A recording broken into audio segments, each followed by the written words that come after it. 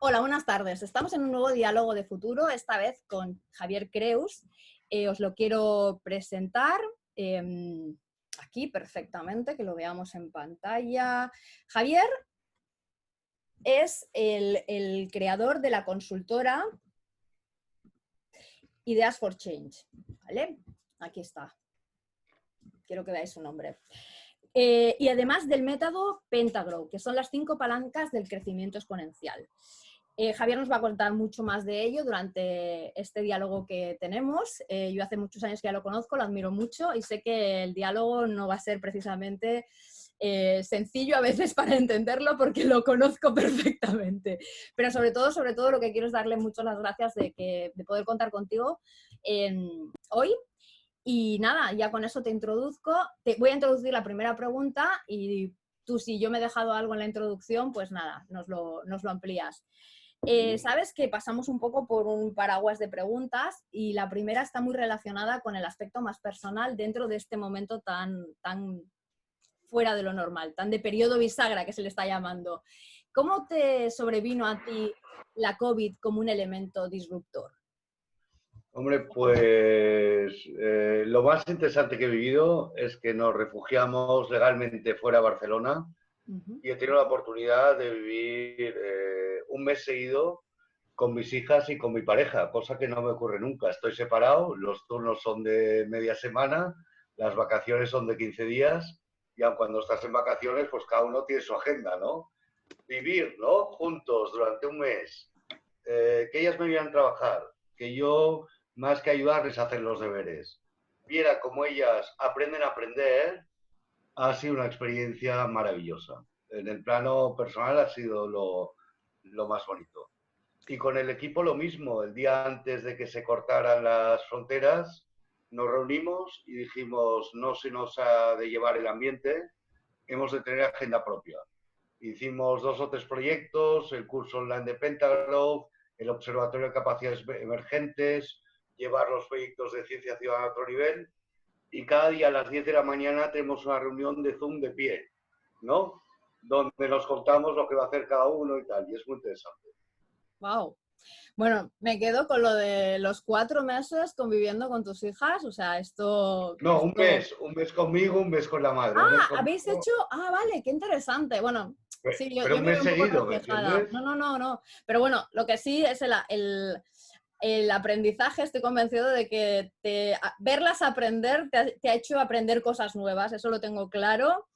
Y luego sí que doy fe porque he participado en alguno de los webinars que habéis hecho y también en alguno de los proyectos que habéis hecho. Todo lo que habéis ido planteando ha sido muy, muy interesante, tanto a nivel de contenidos como a nivel de dinámicas. O sea que ahora nos vas contando un poco más. Avanzando un poquito, entraremos en el libro, que sé que te lo has leído, Los 12 mandamientos para diseñar un futuro mejor. Aquí tienes los mandamientos. Siempre me gusta que antes de avanzar hacia lo que es vuestro trabajo y cómo nos podéis ayudar a co-crear ese futuro con vuestra experiencia y conocimiento, me digas qué es lo que de alguna forma te ha llamado más la atención del libro y con qué mandamientos te sorprendió más o no, o simplemente comulgaste más, dijiste, ostras, esto está muy alineado con lo que yo quiero o lo que yo hago. Hombre, yo estoy muy sintonizado con el tono general del libro, ¿no? Y yo creo que subyace, ¿no?, esta idea de autonomía personal y de capacidad colectiva por todos lados y de este alineamiento con la naturaleza, ¿no? Entonces, a mí me gusta el 7 porque todos tenemos talento exponencial para diseñar el futuro, ¿no?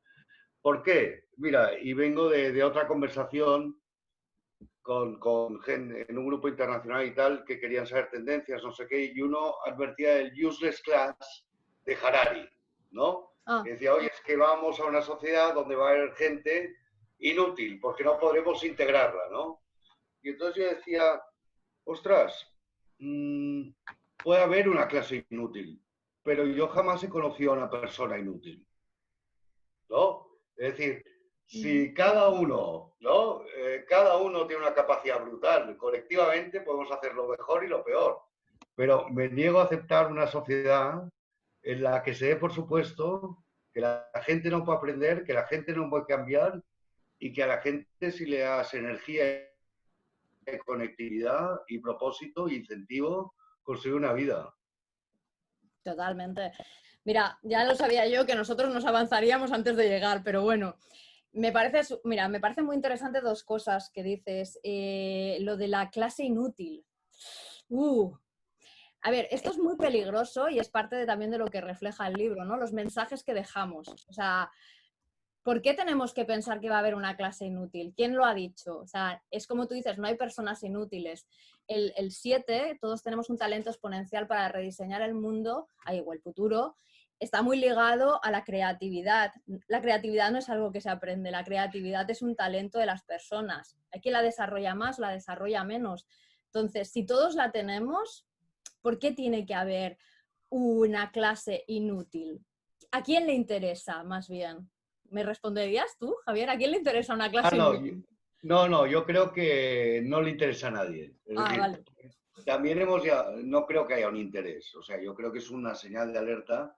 Pues ya hemos llegado a un punto donde ya sabemos que somos una especie y que el bienestar de cada uno depende del conjunto, por lo menos en parte, ¿no? Entonces yo creo que no hay intereses. Lo que no hay es imaginación para hacer converger todas estas capacidades. Yo creo que no es un tema de interés, es un tema de ignorancia, de falta de imaginación, o de urgencia, o de sentirse en estado de necesidad.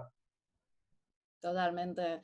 Sí, es una de las cosas que hablamos también. El caos a veces no es un buen consejero y se ha notado mucho en esta crisis, muchísimo. Es doctrina de shock, ¿no? Total, o sea, bueno, vamos a ir avanzando porque luego seguro que en la parte de tu trabajo nos vamos a pasar un más rato y me gustaría que le dedicáramos el tiempo que necesita. Otro elemento transversal al libro son los objetivos de desarrollo sostenible. A ti no te voy a preguntar si los conoces porque sé de sobras que los conoces. Solamente me gustaría saber dos cosas. Una, ¿cómo los has visto integrados en el libro? Si te ha llamado la atención, si no, cómo los has visto integrados en el libro. Y la otra es ya más a nivel de trabajo, si en tus proyectos o de cara a tus consultorías o a tus clientes cada vez se van integrando más, no, o si los estáis integrando vosotros porque de alguna forma sois proactivos a ello. Pues yo te diría lo contrario de lo de antes, es decir, que los objetivos, los ODS, sí que han conseguido ser un punto de fuga común y tú los nombras en cada uno de los capítulos, ¿no? Está claro que muchas de las cosas que hacemos nosotros apuntan hacia aquí. Fitur Next, por ejemplo, donde este año el reto que hemos escogido para buscar iniciativas replicables en todo el mundo es el 5, es la igualdad de género en turismo, ¿no? Como asalariado o como emprendedor o líder, ¿no? Si eres, ¿no? Hay igualdad de género, cómo puede haber un turismo que empodera a las mujeres que lo reciben y a la vez de grados de libertad a las que van, ¿no? Es decir, que está claro que esto sí que ha conseguido impregnar, ¿no? Y hace converger las cosas, ¿no? Y ha creado, desde luego, una manera de hablar. A mí particularmente, todos son muy importantes, me interesa mucho el de la energía. Creo realmente que si tuviéramos un mundo con energía distribuida, el mundo cambiaría de una manera radical, ¿no? De la sucesión de crisis que conocemos, la primera es la del 73, que es la crisis del petróleo, y de alguna manera, en el mundo en el que vivimos, si tienes petróleo y no eres Noruega, tienes o guerra civil o dictadura o las dos a la vez, ¿no? Y esto es porque el petróleo es finito, porque es inflamable y hay que protegerlo. Si hiciéramos la fotosíntesis, sería un mundo nuevo. Totalmente. Es cierto, siempre que hablo contigo me gusta que tienes la capacidad de buscar muchos orígenes de los razonamientos, cosa que creo que es muy esencial también en este momento, ¿no? En el momento en que nos encontramos, a veces solo nos concentramos en mirar hacia adelante sin pensar de dónde venimos y, bueno, es parte de lo que el libro también explica, de que si tú no contextualizas las cosas de atrás a adelante, difícilmente a veces las entiendes y puedes sacar conclusiones muy erróneas. Mira, antes de pasar, bueno, dos cositas. Antes de pasar a dos conceptos que me gustan mucho que siempre tratas, y uno ya lo has introducido, todo el tema de lo distribuido, en este caso la energía, quiero que nos des ni que sean unas pinceladas de cómo fue y de dónde surgió la idea, y igual alguna, del documento que hicisteis de capacidades emergentes. Porque además también está muy ligado a este capítulo, el 7, el que habla de los talentos, y reconozco que es verdad que en algunos momentos tuvimos que más que criticarnos, aplaudirnos de cómo lo hemos llevado. Sí, Entonces, sí. por favor. Bueno, en esta reunión que os digo, el jueves antes del viernes en que se cerraron las fronteras, uno de los proyectos que surgió es observar qué pasaba. Y empezamos con todo el equipo a recopilar cómo todo el mundo se reorganizaba, cómo cambiaba la vida en el momento en que un mundo diseñado para la movilidad, donde la conectividad era accesoria, era un mundo en el que vivíamos en la carretera y habíamos dedicado toda la Internet a hacer coches más rápidos, más eficientes, sostenibles o en 3D, de repente conectarse es lo principal y moverse es lo complementario. ¿De acuerdo? Y empezamos a observar aquí cosas que hacían las organizaciones y cosas que estaban haciendo los ciudadanos. Y al final publicamos este observatorio de capacidades emergentes donde documentamos 150 iniciativas empresariales y ciudadanas de reorganización, de plasticidad social y ciudadana, de cómo somos capaces de reacomodar, de descubrir nuevos talentos, ¿no? Y ha sido un trabajo precioso. Creo que no debemos olvidar lo que hemos sido capaces, cómo hemos sido capaces, por ejemplo, de dar el salto a este mundo que estaba dentro de este, con las herramientas que ya teníamos, con la preparación que ya teníamos, que era una preparación como de fin de semana, ¿no? Y nos hemos encontrado con que era todos los días de la semana de repente. Me parece brutal destacar cómo cuando hay un reto, todo se reorganiza, institutos de investigación, empresas, makers, como cuando hay una situación, los ciudadanos son brutales, desde niños de 8 años montando conferencias para 1000 personas, a vecinos de un edificio que por primera vez tienen un WhatsApp y se turnan para correr el parking o hacer una barbacoa en el terrado, ¿no? Entonces, me parece que no hemos de olvidar esta capacidad plástica que tenemos de cambiar, porque a veces no cambiamos porque creemos que no podemos. Pues señores y señoras, sí que podemos. Parece muy... Sí, sí, la verdad es que además que estoy muy de acuerdo, porque además también el primer capítulo, la primera frase que escribí del libro fue: esto va a ir todo de comportamientos, y ciertamente es que somos mucho más capaces de lo que a veces creemos. Me encanta... Bueno, y también has introducido otro tema que me parece muy interesante, lo del tema bueno, el alineamiento con la naturaleza.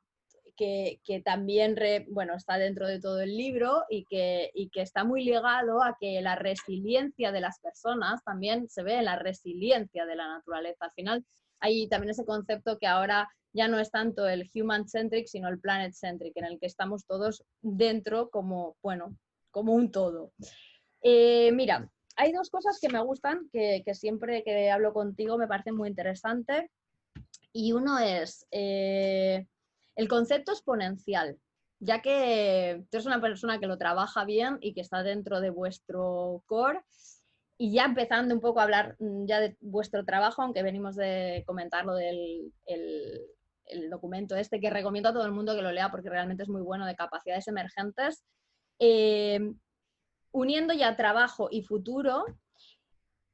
¿Cómo identificas o cómo definirías tú este concepto de exponencial de cara a ahora ya y al futuro? Y si va a estar pegado a todas las palabras que le estamos dando: crecimiento exponencial, innovación exponencial, disrupción exponencial, ¿es viable? Depende, es decir, depende de la capacidad circular que tenga, ¿no? De consumir, de producir, de descomponer, ¿no? Esta es la capacidad, tiene que ver con la circularidad.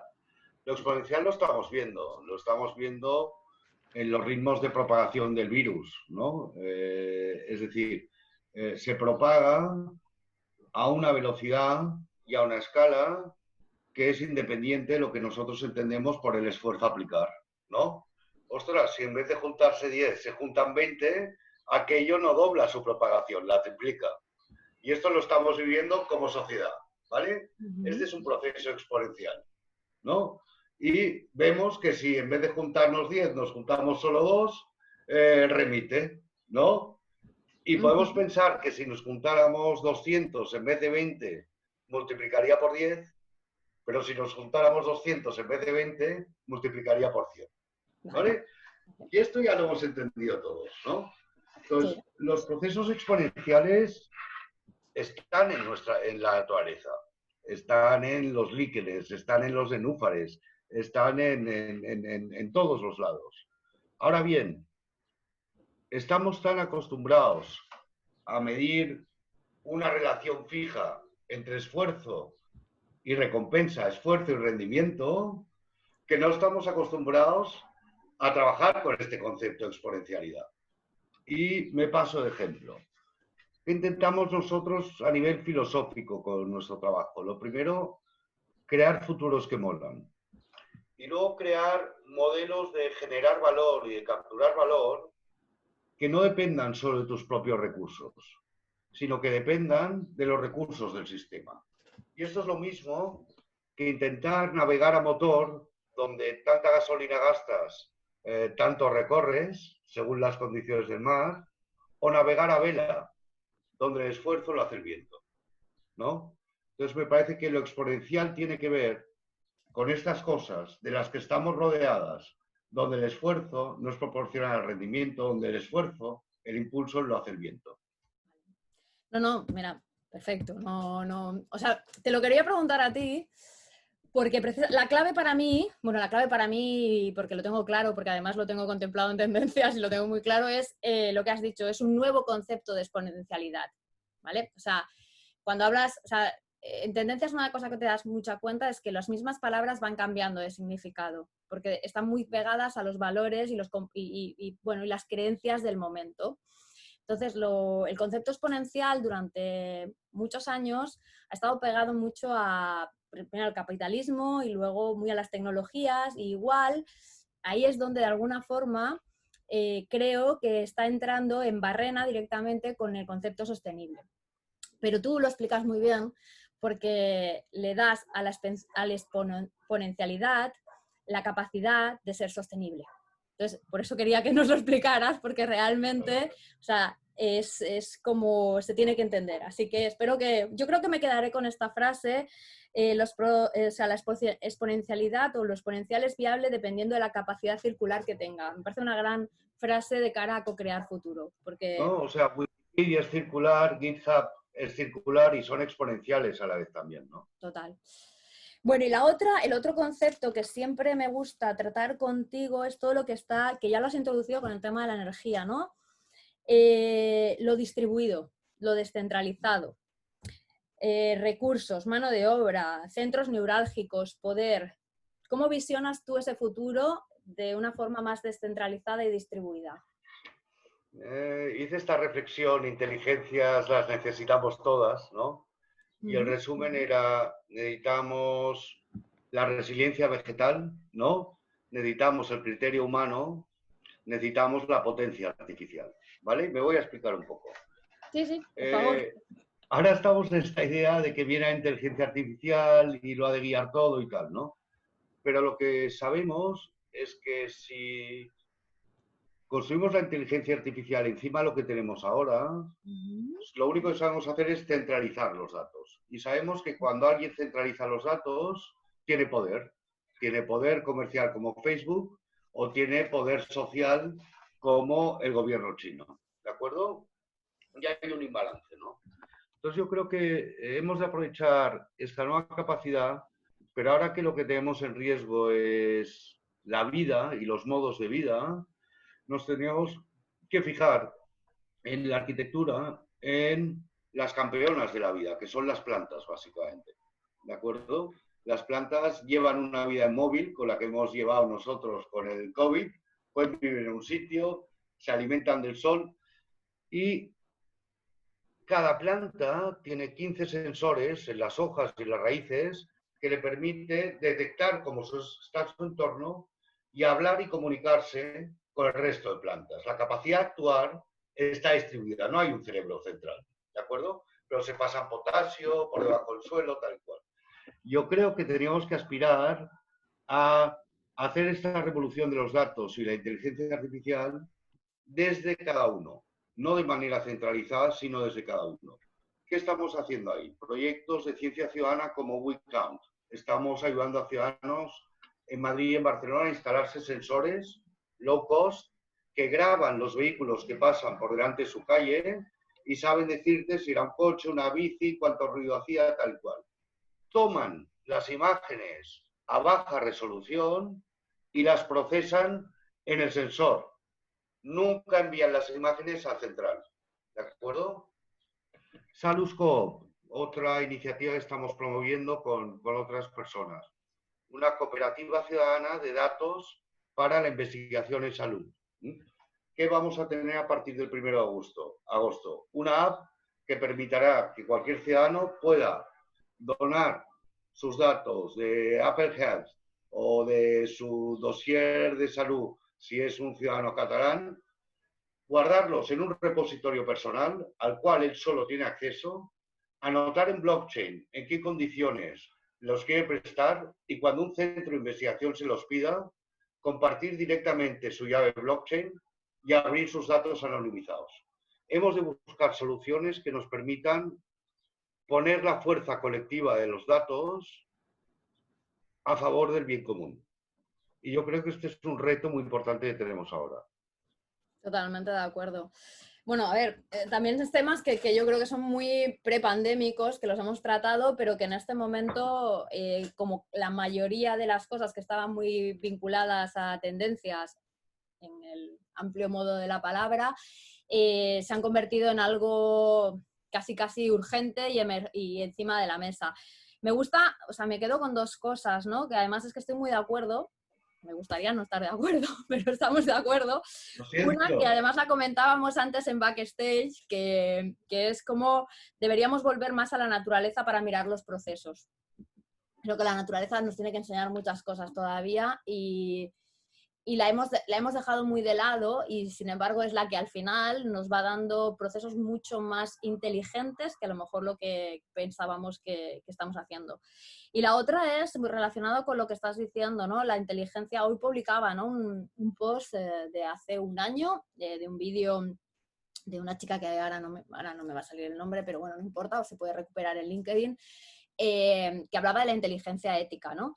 Y hablaba un poco, pues ahora que se han constituido estos 17 perfiles de alto nivel y que además los pongo absolutamente en relevancia, que van a hacer la constitución digital, la Carta de Derechos de los Españoles en torno a todo lo que es el entorno digital.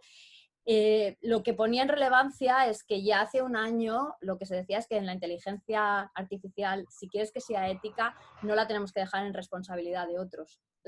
Nosotros somos los padres, no otros, nosotros. Porque nosotros perpetuamos todos los prejuicios, perpetuamos un montón de cosas y ellos simplemente lo centralizan. Nosotros tenemos que también tomar partido en todo ello. Entonces, en ambas cosas estoy muy de acuerdo y me gusta mucho lo de la fuerza colectiva de los datos. ¿Qué más? Bueno, la verdad es que, o sea, hemos ido pasando por puntos. Otro punto que me gustaría tratar es simplemente ya para ir rematando, porque la verdad es que como casi todo contigo se habla de futuro, que también puedes aportar algo que si crees que me he dejado, pero un punto más que me gustaría y que enlaza al libro con algo que sé que también para ti es siempre recurrente, que es la energía. El último capítulo del libro habla de que la visión al final es la energía, que me da igual el mundo que construyamos, espero que sea el mejor del mundo, pero que todo va a pasar por la energía. Cuando lo leíste, ¿cómo lo vistes y en qué puntos encajábamos, en qué puntos no, discrepábamos? ¿O qué puedes sumar a ese capítulo que no esté ahí? No, yo creo que es muy completo y que efectivamente... Es decir, hay una manera de explicarlo todo, que es la energía. A mí me interesa mucho, por ejemplo, la economía de la energía. Ahora imagina y te olvidas de todo y lees todas las etapas económicas, ¿no? Simplemente como etapas energéticas, ¿no? Y yo creo que lo que adelantas ahí, que es el cambio energético, lo lleva todo, ¿no? De la misma manera que cuando nos hemos llevado el trabajo a casa, nos hemos traído el mundo con nosotros. Ujú. Creo que si cambias el patrón energético y la manera de relacionarse con la energía, Ujú. abrimos unas posibilidades que ahora son impensables. Sí. A ver, para mí la clave es hacer entender a la gente, o hacernos entender, y esto también digo, no es post-pandémico, es pre-pandémico, que la energía no es un sector, es un valor. Entonces, a partir de ahí, tú construyes muchas más cosas y la amplificas mucho más y la puedes modular mucho mejor. Bueno, yo ahora ya solo te digo, o sea, preguntas por mi parte, pues claro, nos has dado tantas cosas que yo creo que para mí es suficiente para poder construir lo que quiero de tu parte, de esa co-creación de futuro.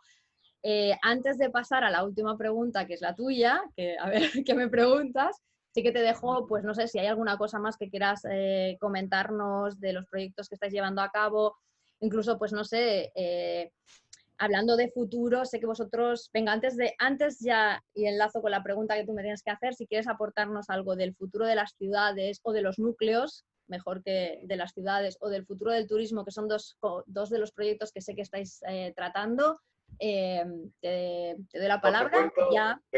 esto es lo que participaste, es el System Exponential Lab con ¿Sí? Acción, ¿no?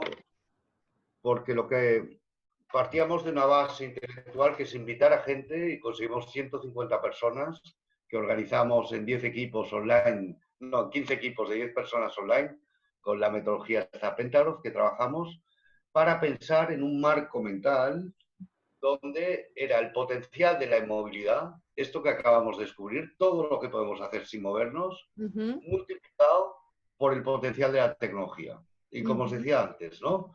Si esto que hemos hecho, lo hemos hecho con lo que teníamos y con la preparación que teníamos, imaginemos si vuelve a pasar lo mismo de aquí a ujú, 10 años con lo que tendremos y la preparación que tendremos, ¿no? ujú.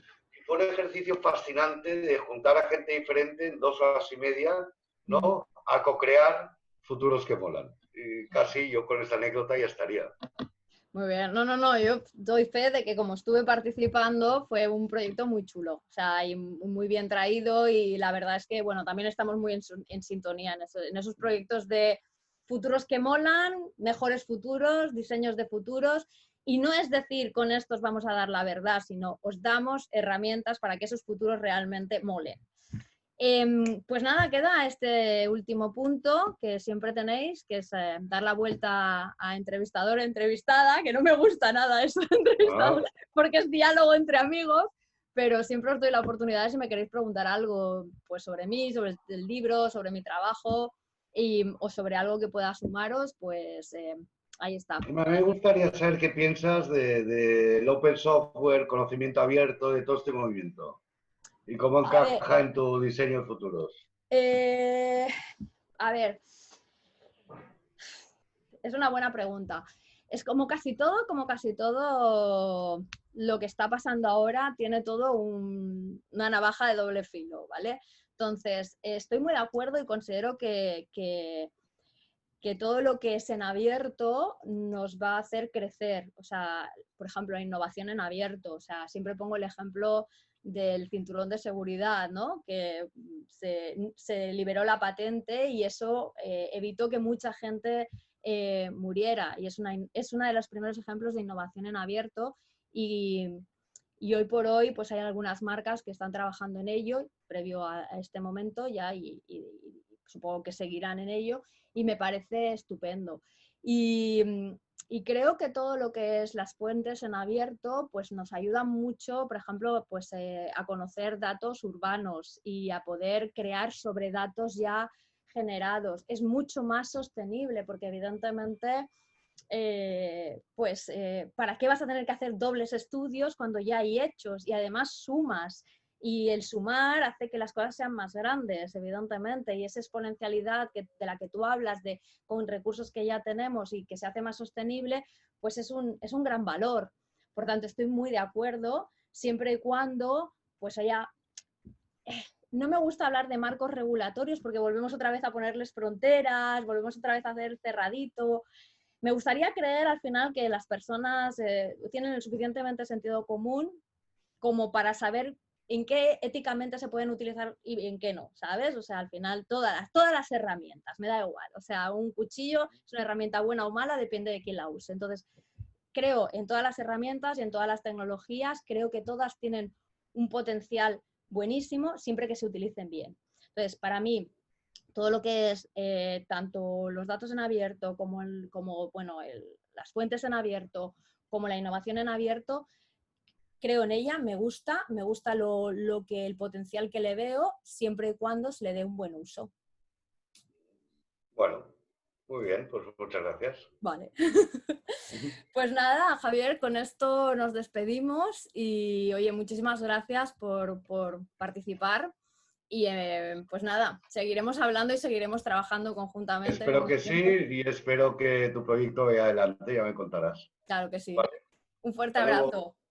Chao. Chao.